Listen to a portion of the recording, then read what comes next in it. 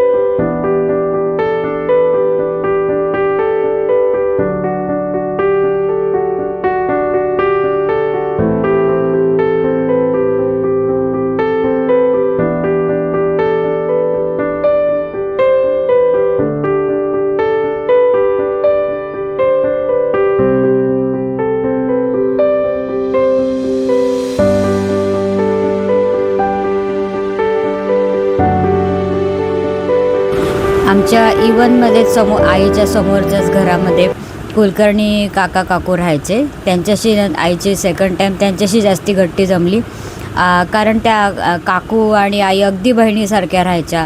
त्या सगळ्या एकमेकींना सांगायच्या, अगदी सगळे एकमेकींचे सिक्रेट शेअर करायच्या. आणि त्यांच्या मुलीशी स्वातीशी पण माझी खूप छान गट्टी जमली होती. आणि जेव्हा काकूंना सेकंड टाईम प्रेग्नन्सी राहिली तेव्हा मला इतका आनंद झाला की जणू काही मलाच कोणी भाऊबहीण येणार आहे, इतकं आमचं अगदी एकत्र नातं होतं. आणि जेव्हा मला आठवतं काकू रिक्षातनं उतरल्या, चॉकलेटी कलरचं दुपट्यात छोटंसं गोंडस बाळ घेऊन, त्या मुलगा झाला होता, तर मी आणि स्वाती धावत खाली गेलो होतो बाळ बघण्यासाठी. म्हणजे इतकं मला ते सगळे प्रसंग अजूनही जसे डोळ्यापुढे आहे. अगदी सख्या भावंडा आपल्यालाच झाल्या आनंदाने. मी आणि स्वाती दोघी नाचलो होतो अक्षरशः. आणि खूप छान संबंध होते. त्यांचे जे सगळे नातेवाईक आहे ते सगळे आमचे नातेवाईक होऊन गेले होते. त्यांच्याकडे येणाऱ्या सगळ्यांना माहीत होतं की ही पूर्ण फॅमिलीच एक पूर्ण एकत्र आहे. त्यामुळे ते नातेवाईक पण आम्हा सगळ्यांना ओळखत होते घरातले. एक आमचं पूर्ण एक मोठा बंचच होता म्हटल्याला हरकत नाही. आणि जे स्वातीचे जे काका काकू ते माझे काका काकू, तिची जी आत्या ती माझी आत्या, असं आमचे संबंध असायचे. त्यामुळे खूप धमाल करायचो आम्ही. समोरासमोर राहायचो तर सतत आम्ही एकत्र खेळत राहायचो, जेवण एकत्र असायचे. नंतर तर कालांतराने ते बदलून दुसऱ्या बिल्डिंगमध्ये गेल्या, पण तोपर्यंत आमचे खूप घनिष्ठ संबंध होते. अजूनही स्वाती माझ्याशी कनेक्टेड आहे. मी नेहमी माझे टेन्शन सुखदुःख सगळं तिच्याशी शेअर करते. तीही मला प्रेमाने समजून घेते, सल्ले देत असते. माझं मन मोकळं करायला मला माझी घट्ट मैत्रीण अजूनही आहेत, माझ्याशी कनेक्टेड आहे ती पण अजून.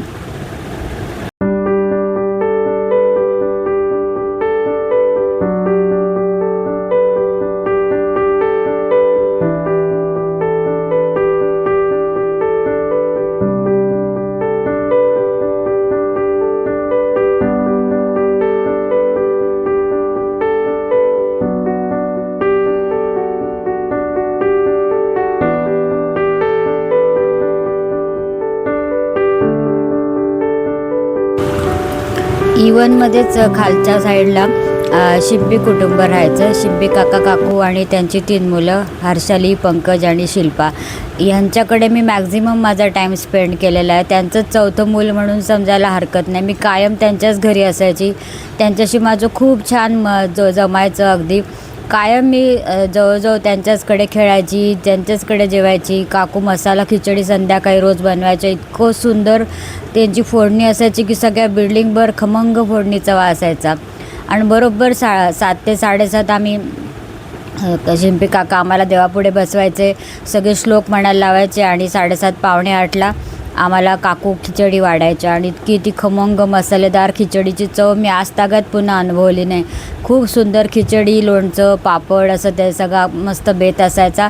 मी त्यांच्याकडे कित्येकदा जेवूनच मग घरी जायची. काकूंची खिचडी मला अत्यंत आवडायची आणि त्यांनी पण अगदी त्यांच्या 4थ्या लेकराप्रमाणेच माझ्यावर खूप प्रेम केलं. काका पण नेहमी मला त्यांच्या मुलांना जे सांगायचे ते मला पण सांगायचे, बेटा असं करायचं नाही. आणि खूप प्रेमळ काका पण स्वभावाने आमचे. काकू पण इतक्या छान समजून घ्यायच्या, बेटा असं कर, बेटा तसं कर. मला जेव्हा माझा पहिला नंबर यायचा तर आधी मला खाली शिंपी काकूच भेटायच्या. त्यांना मी उड्या मारत नाचत यायची. काकू माझा पहिला नंबर आला की लगेच काकू जवळ घेऊन माझी पप्पी घ्यायच्या. शाब्बास बेटा, आता मला पेढे आणून दे हां. की मी मग डबल अजून नाचत वरती जायचे. आई मला काकूंनी पेढे आणायला सांगितले, बाबांना पेढे आणायला सांग, आपल्याला पेढे वाटायचे. अशा खूप गमती आहे. नंतर जेव्हा आम्ही थोडे मोठे झालो, सायकल वगैरे घेतल्या होत्या ना, तर मला सायकल पण शिंपी काकांनीच शिकवली. बाबा सतत टूरवर असायचे आणि त्यांच्या मुलांना ते शिकवून झालं होतं. आणि शिल्पाला आणि त्यांची धाकटी बहीण शिल्पा आणि मला एकसाथच त्यांनी सायकल शिकवली होती. आणि अक्षरशः 1 दिवसात मी सायकल शिकली होते. काकांचं सांगणं पण शांत, संयमी, खूप पेशन्स होता त्यांच्यामध्ये. त्यांनी मला 1 दिवसात सायकल शिकवली. म्हणजे अशा छोट्या छोट्या गोष्टी, अनेक गोष्टी आहेत. मी किती सांगू आता. या क्षणी मला कदाचित नंतर त्या सगळ्या आठवतील, पण आता जे डोळ्यापुढे येतं आहे ते सगळं मला आता शेअर करावं वाटतं. म्हणजे प्रत्येक फॅमिलीशी मी जोडली गेलेली आहे अगदी. म्हणजे माझ्या बाबांचं हार्नियाचं ऑपरेशन झालं होतं तेव्हा 8 दिवस आई बाबा हॉस्पिटलमध्ये होते. बाबांबरोबर आईला थांबावं लागलं होतं. तेव्हा 8 दिवस मी शिंपी काकूंनी मला त्यांच्याजवळ ठेवलं होतं. आणि तेव्हा काही कारणास्तव काकूंना पण बाहेरगावी जावं लागलं होतं. तेव्हा हर्षालीताईने आम्हा 3 मुलांची इतकी सुंदर काळजी घेतली होती. ती स्वतःसुद्धा 11वी-12वीला कॉलेजला होती, पण त्या ताईने आम्हा 3 मुलांना सांभाळलं. आमचे डबे बनवायची. माझे लांब केस होते, माझी वेणी घालून मला वेळेवर शाळेत आम्हाला 3 पाठवायची. व्यवस्थित 2 वेळेचं जेवण. इवन बाबांनासुद्धा तिने डबे करून दिले होते. आणि त्यांच्याकडे मी जेव्हा आता मेरी कॉलनी सोडून ते फ्लॅटवर राहायला गेले तर तेव्हा त्यांच्याकडेसुद्धा मी राहायलासुद्धा जायची, कारण मला करमायचंच नाही. हर्षाली, शिल्पा, पंकज यांच्याबरोबर राहायची इतकी सवय झाली होती की ते जेव्हा फ्लॅटमध्ये राहायला गेले तेव्हा मी काही दिवस मग त्यांच्याकडे राहायला जायची. इतके माझे ते जिव्हाळ्याचे संबंध होते त्यांच्याशी. तर आजही सगळे आम्ही कनेक्टेड आहोत. सुखदुःख आमच्या एकमेकांशी शेअर करतो आणि आजही आम्ही तो आनंद उपभोगतो की आम्ही एकमेकांसोबत आहोत अजून एकमेकांसाठी.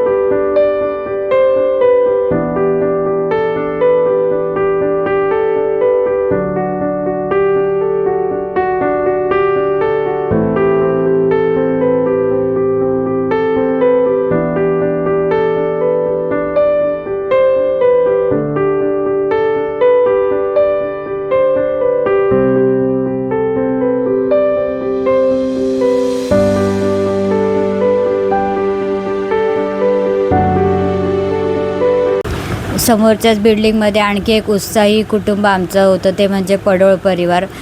प्रचंड नवरा बायको दोघंही प्रचंड उत्साही. त्या काका काकूंमुळे इतकी एनर्जी यायची ना पूर्ण कॉलनीमध्ये आणि आमच्या दोन्ही सोसायट्यांमध्ये की विचारायला नको. काकू पण प्रचंड उत्साही बडबड्या आणि काका पण प्रचंड उत्साही. आणि नवरात्रीत पण काकूंच्या उत्साहामुळे एकदा आम्ही गरबासुद्धा प्लॅन केला होता. नंतर कृष्ण जन्मोत्सव त्यांच्याकडे इतका सुंदर साजरा करायचा, जो आजतागायत ते करत आहेत.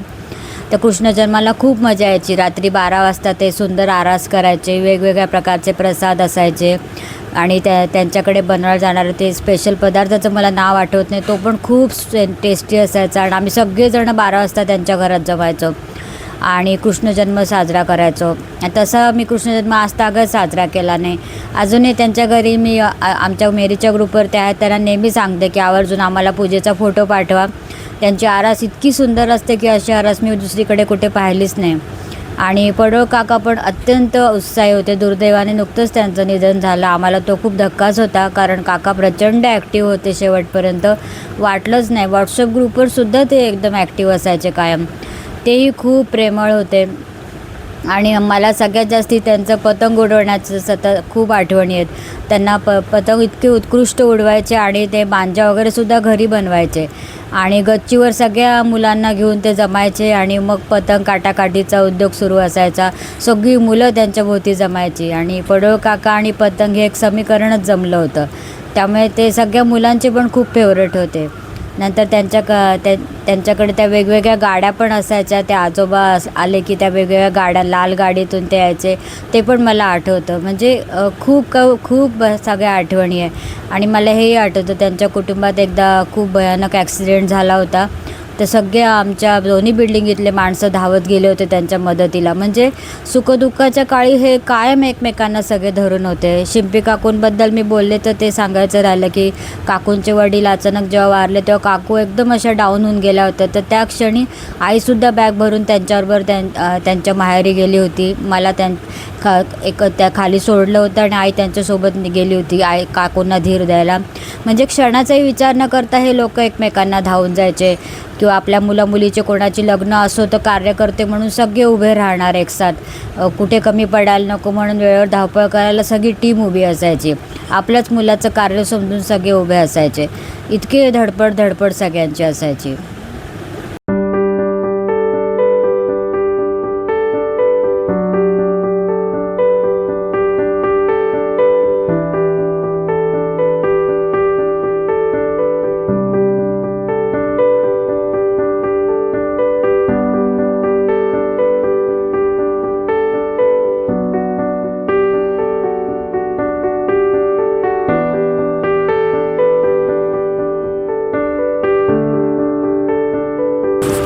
आणि आमच्या शेजारी आधी मीरा आत्या होत्या, ज्या आम्हाला गीता शिकवायच्या. त्यांनी आम्हाला खूप सुंदर संस्कार आमच्यावर टाकले.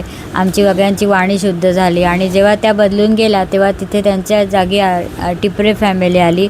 त्यांच्याशी तर आमची इतकी 2 वर्षच आम्ही सोबत होतो. त्यानंतर आम्ही बदलून फ्लॅटवर गेलो. पण त्यांचे ना आमचे आयुष्यभराचे संबंध जोडले गेले. म्हणजे आमच्यामध्ये सगळे गमतीने म्हणायचे की आमच्या बाजूबाजूला घरं होते ना, ते म्हणायचे मधली भिंत तुम्ही काढूनच टाका, इतक्या वेळ एकमेकांच्या घरी चक्रा मारता.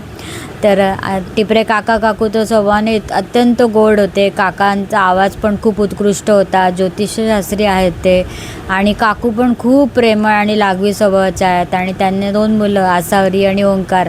आसावरी तर इतकी छोटी होती, अक्षरशः कडेवर घेण्या इतकी लहान होती जेव्हा आमच्या इथे राहायला आले. आणि आई तिच्यावर खूप माया आज तागायत करते. आपल्या धाकट्या मुलीसारखंच आईने तिला प्रेम दिलं. ओंकार पण खूप शांत स्वभावाचा अभ्यासू मुलगा. आणि आमच्याकडे कुठलीही भाजी असो त्या काकूंना इतकी आवडायची. सतत आमच्याकडे डिश पास केल्याच्या. काकू पण उत्कृष्ट भेळ बनवायच्या. इडली चटणी काकूंची फेवरेट होती, इतकी छान बनवायच्या त्या. आणि आमचं एकत्र जेवणं खाणं आणि मुळात म्हणजे काका आणि आसावरीचा दोघांचा आवाज खूप सुंदर होता. त्यामुळे आमच्या सतत गाण्याच्या मैफिली पण चालायच्या. एकत्र जेवण असो आणि रात्री जेवणं झाले की आम्ही एकत्र टी व्हीवर पिक्चर पण बघायचो. आणि अचानक लहर आली की त्या काका काकू आम्हाला बोलवून घ्यायचे आणि चला आज आपण गाण्याची मैफिल करू. मग वेगवेगळ्या गाण्याची फरमाईश रात्री 12:30-1 पर्यंत गप्पा गाणी गोष्टी चालायच्या. म्हणजे आम्ही जेव्हा बदलून फ्लॅटवर जाणार कळलं तेव्हा आसावरी अक्षरशः रडून गोंधळ घातला होता आणि तिने ताप काढला होता. तर तिला भेटायला आम्हाला रोज संध्याकाळी यावं लागायचं, इतकं तिला दुःख झालं होतं आम्ही बदलून गेलो तर. आणि तेव्हा ती खूप आईच्या अंगावर होती. म्हणजे काकू तेव्हा शाळेत शिक्षिकेचा जॉब करायच्या आणि काका ऑफिसला असायचे, तर ती छोटी आसावरी आमच्या घरीच असायची आणि आई तिची काळजी घ्यायची, तिला खाऊ पिऊ घालायची. ती सारखी काकू काकू काकू आईजवळच बसून असायची ओट्यावर. मग आई तिला गरम पोळी खाऊ घालणार, तिला दुधाची साय खूप आवडायची, तर साईत साखर टाकून ती मस्त खात बसायची. आणि इतकं ती आईच्या अंगावर झाली होती की आम्ही बदलून जाणाऱ्या कल्पनेनेच तिने ताप घेतला होता. इतकी आणि आज तर आता मुलं खूप मोठी झाली आहे, ती पण आता छान घरी मोठं मुलगा आहे तिला आता 10 वर्षाचा, ती पण छान संसारात रमली. ओंकार पण आज खूप मोठा डॉक्टर झाला आहे आणि मला अभिमानानं सांगा वाटतं की आज आईची अँजिओप्लास्टीच्या वेळेला पण तो स्वतः हजर होता. खूप मोठा डॉक्टर झाला आहे आणि खूप अभिमानास्पद गोष्ट आहे आमच्यासाठी ही की माझा छोटा भाऊ आज एवढा मोठा डॉक्टर होऊन समाजात त्याने नाव पण कमवलं आहे.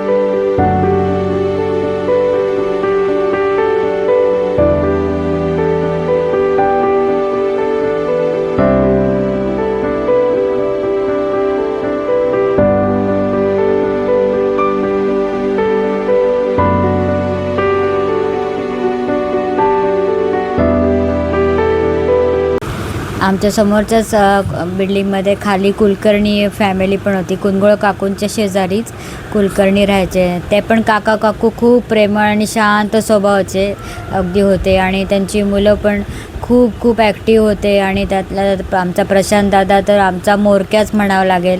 दिवाळीचा किल्ला बनवणं असो, होळीसाठी सगळी तयारी करणं असो, मग प्रत्येक बिल्डिंगमध्ये होळी असायची ना, तर आमची टीम दुपारी 3पासूनच कामाला लागायची. मग प्रशांत दादा जसं सांगायचं तसं आम्ही सगळी तयारी करायचो. गौऱ्या शोधून आणायच्या, मोठी लाकडं मोठी मोठी मुलं जाऊन प्रशांत दादा त्यांना घेऊन जायचा आणि लाकडं गोळा करून आणायचे. आम्ही गौऱ्या आणायचो आणि मग मनीषाताई, अर्चनाताई रांगोळी काढायच्या, छान सारवलं जायचं आणि सगळे मिळून संध्याकाळी 7पर्यंत छान होळी तयार करायचो.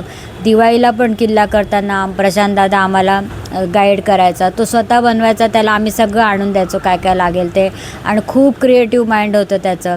तर आज तागत मी माझ्या मुलीला पण सांगते की प्रशांत दादाने आम्हाला कसं कसं शिकवलं. आणि ती धमाल आठवते की दिवाळीच्या शेवटच्या दिवशी आम्ही किल्ल्यामध्ये सुतळी बॉम्ब किंवा लक्ष्मी बॉम्ब, तेव्हाचे सगळ्यात मोठे बॉम्ब असायचे ना, ते 2-3 घुसवून ढामकण किल्ला उडवून टाकायचो. आणि ते एकदा तर त्या किल्ल्यामुळे सगळी ते बिल्डिंगच्या भिंती हादरल्या होत्या आणि आमच्यावर ते असा भिंतीला लावून आपण असा किल्ला बनवतो ना, तर वरच्या मजल्यावर असल्या जोशी काकूंची भांड्याची रॅकच खाली आली होती. तर त्या जाम आम्हाला ओरडल्या होत्या. असे काय काय काय काय सगळे किस्से माझ्या अजूनही लक्षात आहेत.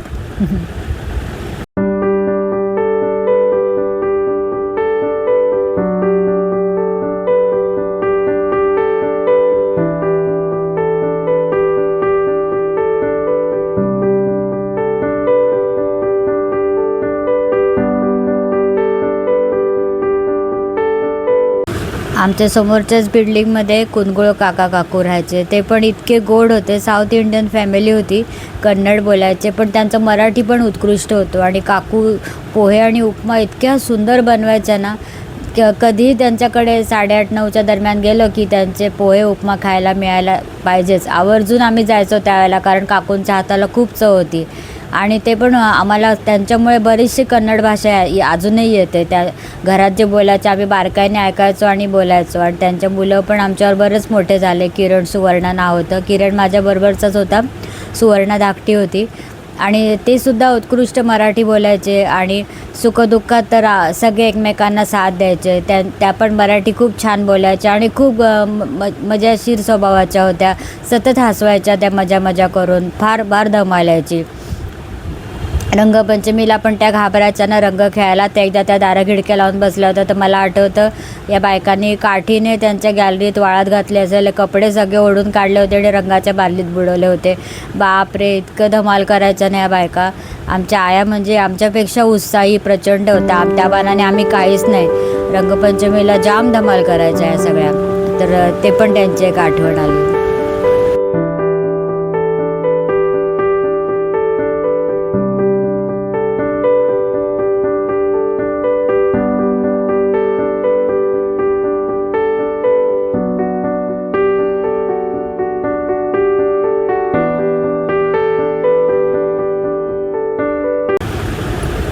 आमच्या खालच्याच मजल्यावर बेसमेंटला शिंपी काकूंसमोर नवाते काका काकू राहायचे. ते पण शांत स्वभावाची जोडी होती काका काकूंची. त्यांच्या मुलांचं नाव होतं चेतन आनंद. ते सगळे शांत स्वभावाचे होते आणि मुलं अत्यंत संस्कारी होते.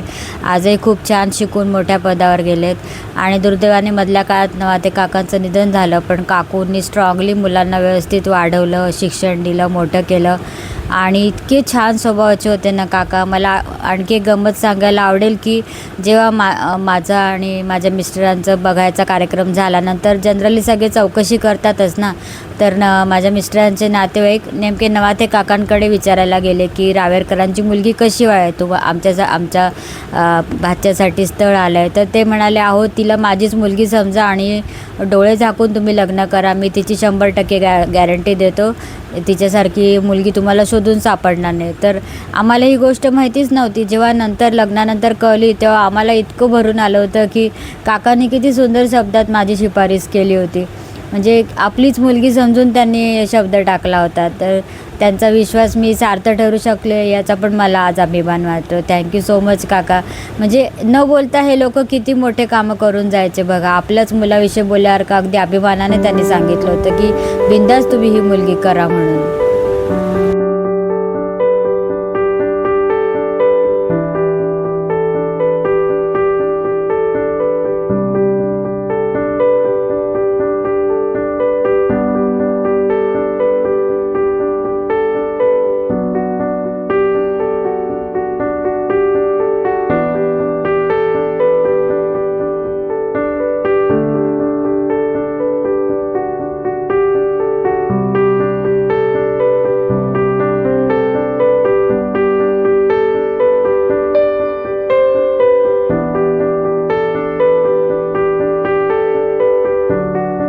आणखी आमचे बरेचसे शेजारी होते खाली राहणाऱ्या सामंत काकू पण आम्हा सगळ्या मुलांना कायम ओरडत राहायच्या. तर आम्हाला आम्ही खूप त्यांना घाबरून असायचो.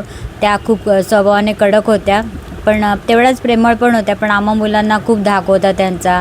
नंतर भांगरे काकू, त्या पण खूप गोड होत्या. त्यांची छोटी मुलं सतत आमच्याबरोबर खेळत असायची. समोरच्या जोशी काकू अत्यंत सुंदर दिसायला, सात्विक. त्यांचे पण मेधाताई, महेशदादा होते. मेधाताई तर इतकी सुंदर होती दिसायला. ती सायरा बानो नटी होती ना जुनी, तिच्यासारखी दिसायची. दाट लांब सडक केस, अत्यंत सुंदर मुलगी होती. ती पण मला आठवते. मेधाताईच्या लग्नाला पण सगळे आम्ही खूप रडलो होतो तिच्या जाळ्याच्या वेळेला. म्हणजे बापरे, इवन माझ्या बिदायच्या वेळेला पण सगळे माझ्या रिसेप्शनला आले होते ना, मेरी कॉलनीतले लोक सगळे शेवटपर्यंत थांबले होते. आणि गोळे कॉलनीमध्ये माझं रिसेप्शन होतं. तर आम्ही रात्री जवळजवळ 11-11:30ला मुंबईला यायला निघालो ना, तर सगळी कॉलनीतले लोक खाली थांबून मला बाय करायला थांबले होते. म्हणजे तेव्हा पण इतकं रडले सगळे की किरण म्हटला होता, तुला पाहिजे तर काही दिवस तू माहेरी थांब, मी तुला घ्यायला नंतर येतो. इतकं त्याला वाईट वाटलं जगांना रडताना बघून की इतके आपले पोटच्या मुलासारखे ते प्रेम करणारे शेजारी असे मी कुठेच दुनियेत बघितले नाही. आणि हीच माझी खरी संपत्ती आहे फ्रेंड्स. म्हणून आज मला सगळ्यांची आठवण आली आणि भरभरून बोलावं वाटलं. मेरी कॉलनीमधली ही अशी माझी माणसं आहेत. आमच्या समोरच आईचित काकू होत्या आणि त्या पण स्वभावाने खूप प्रेमळ होत्या आणि तेवढ्या स्ट्रिक्ट पण होत्या. आणि त्यांचे मिस्टर दुर्दैवाने खूप लवकर वारले होते, पण मिस्टरांच्या पश्चात त्यांनी मेरी कॉलनीमध्ये जॉब केला, कॉलनी ऑफिसमध्ये मेरी ऑफिसमध्ये जॉब केला आणि त्यांच्या दोन्ही मुलांना मोठं केलं.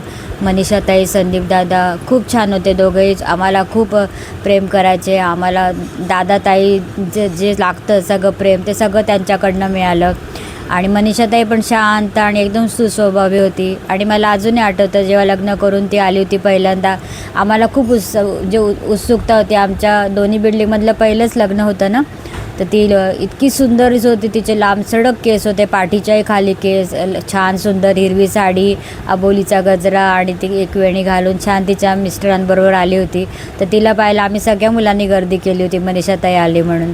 आणि काकू पण आम्हाला नेहमी सांगायच्या की योगाचं महत्त्व काय आहे. त्या रोज संध्याकाळी अग्निहोत्र करायच्या, तर सगळ्या बिल्डिंगभर सुंदर तो धुराचा वास यायचा, सुगंध यायचा. आणि मला त्या नेहमी काय काय चांगल्या चांगल्या गोष्टी सांगत असायच्या. आणि आईच्या स्वयंपाकाचं पण काकू नेहमी कौतुक करायच्या. वीणा तू हे छान बनवते, वीणा तू हे छान बनवते, हे तू कसं केलं.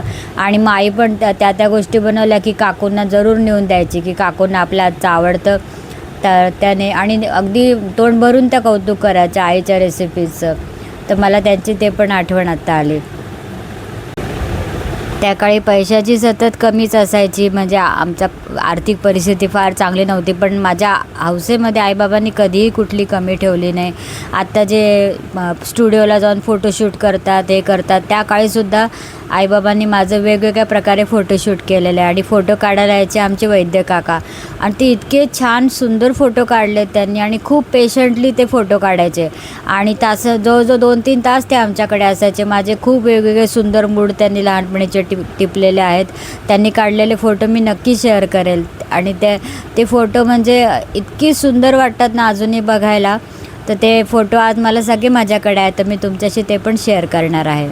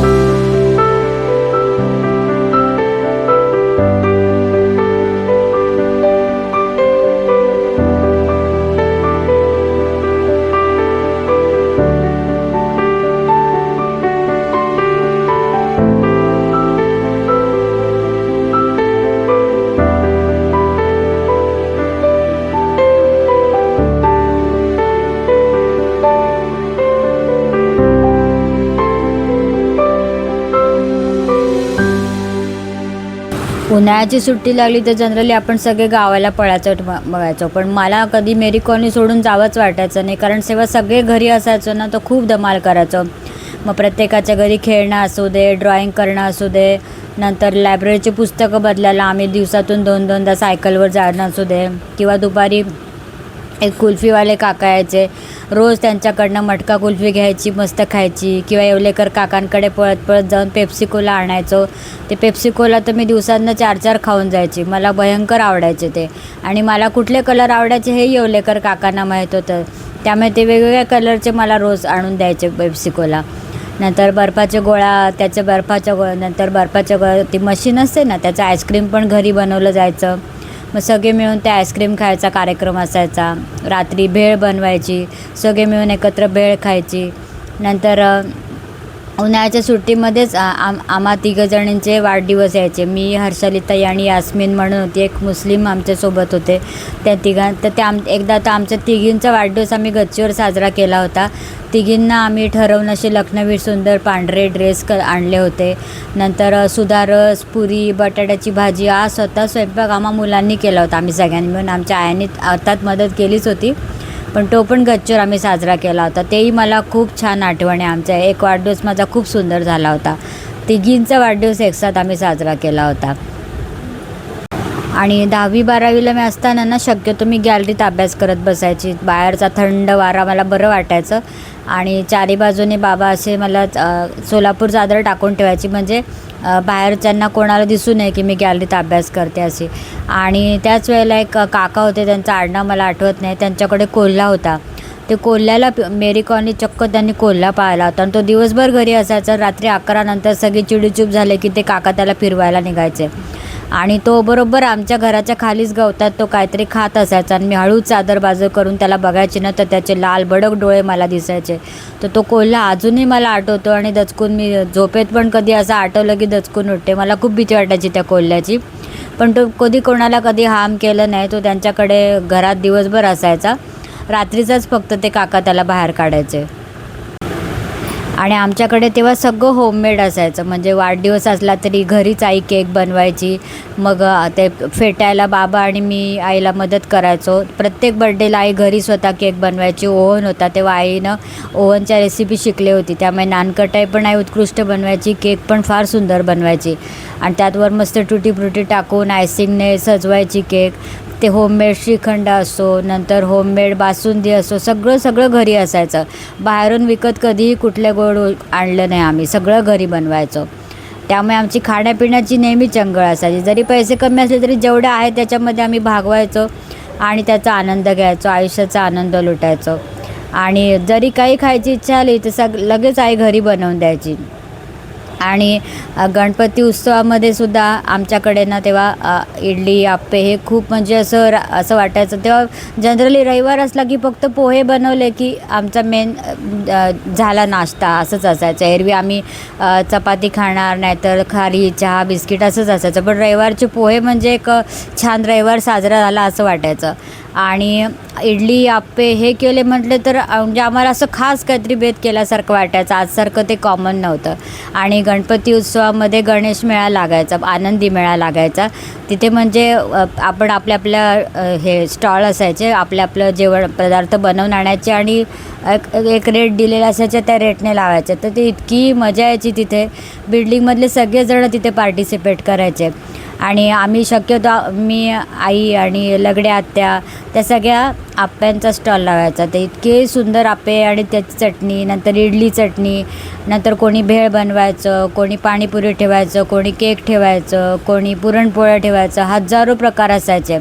आणि मग तिथे असे मस्त आरडाओरडा करून एक आप्पे आप्पे आप्पे आप्पे ते लगडे आमचे मामा मोठ्या आवाजात सगळ्या लोकांना आरडाओरडा करून बोलवायचे, या आमच्यासारखे आप्पे दुसरे कुठे मिळणार नाही. खूप धमाल करायचो. आणि मग तो संध्याकाळी 6:30ला आनंदी मेळा सुरू व्हायचा, तो 10पर्यंत. आणि आम्ही तोपर्यंत सगळ्या स्टॉलवर जाऊन खाऊन यायचो, कारण अगदी रिजनेबल रेटमध्ये असायचं आणि जाम धमाल यायची. आणि त्यानंतर नाटक वगैरे पण असायचे, लहान मुलांचे पिक्चर असायचे साईडला. तर गणपती उत्सवामध्ये 10 दिवस आनंदी मेळाचा 1 दिवस असायचा आणि 10 दिवस पिक्चर वगैरे असायचे. तर तो काळ तर जबरदस्त आम्ही एन्जॉय करायचो. आणि आनंदी मेळाला पण केवढे अनलिमिटेड आप्पे आई आणि लगड्या आत्या करायच्या, मला अजूनही ते आठवतं. आणि तेव्हा मिक्सर नव्हता, पाटावरवंट्यावर या दळायच्या. म्हणजे बघा केवढे कष्ट घेत असतील. तर ते पण मला खूप मजा आठवते. त्याचे नेमके फोटो नाही तर आणखी धमाल आली असते.